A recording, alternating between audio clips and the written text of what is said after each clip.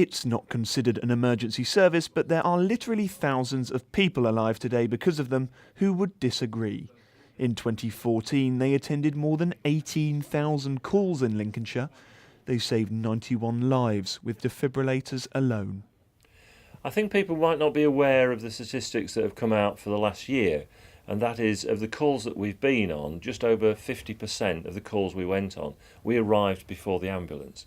That's not because we've got a bad ambulance service. We actually have a fantastic ambulance service. It's because our responders live in the community, and therefore they can arrive at the 999 call very quickly. But the number of call-outs is rising. In December, they attended more than 2,000 calls in Lincolnshire, up 30% on the previous year. But unlike the NHS, the public purse can't pick up the bill. It costs over £1 million a year to run the service, but they get just £300,000 from clinical commissioning groups. That does put strain on us. It puts strains on the responders. They're putting a lot of hours in there at the moment. And what we need is more responders, and we need people financially to donate and support us.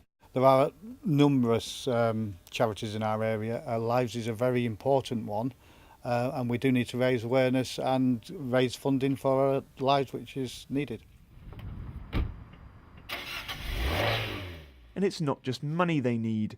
They're around 40 volunteers short in northern Lincolnshire alone, and it's in urban areas where they're lacking.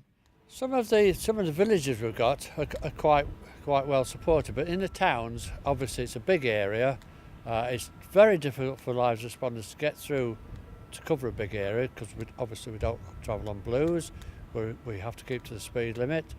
So in the big towns and cities, we do need quite a few responder groups.